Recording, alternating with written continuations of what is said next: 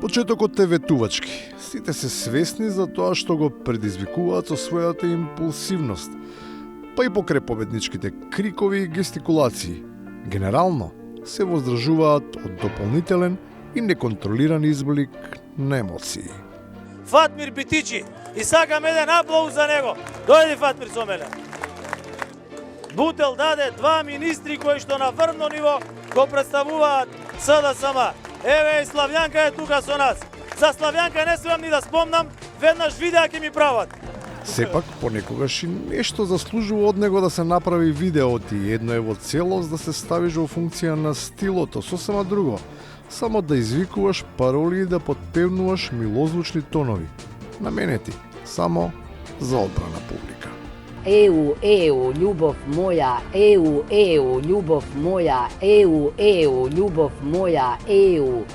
За вкусовите не се дискутира ниту за музичките, а уште помалку за политичките. Секој има право да си ги бира своите идоли и да си живее во илузија, дека и тие, и нивните стратегиски определби и цели, се уште живи и имаат живи приврзаници.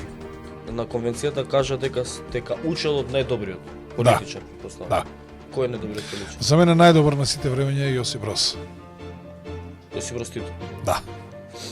Следбениците на потезите што ги влечеше еден друг, понов Тито, си имаат сериозна мака со интересот на јавноста за нивниот ангажман и за одлуките што ги носат.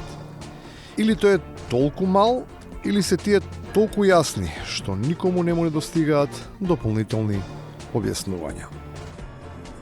Ви благодарам. Повелете со прашање.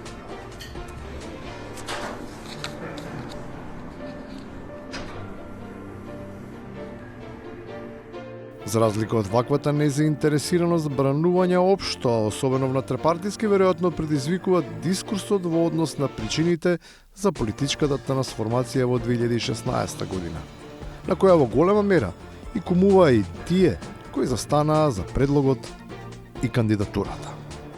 Таа шарена револуција беше преврат државен инструиран однадвор, поттикнат и поддржан. Од кого? Она што Джефри Сакс ќе ви го објасни многу убаво, covert operations of the US administration. И на крајот, ако водството на левица било експонентна странска служба, кој знае чија творба биле момците кои тогаш доминираа со јавната сфера, од и сега е очигледно дека се слободни суверенистички стрелци, на кои им пречи се, па веќе не ги бираат ни метите. Уште еден млад дечко на политичката сцена. Вело! Мераклија за младо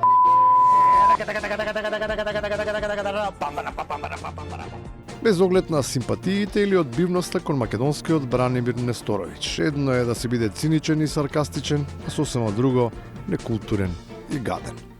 Особено кога практично јавно признаваш дека единствениот мотив не е ништо друго, освен проста машка љубомора.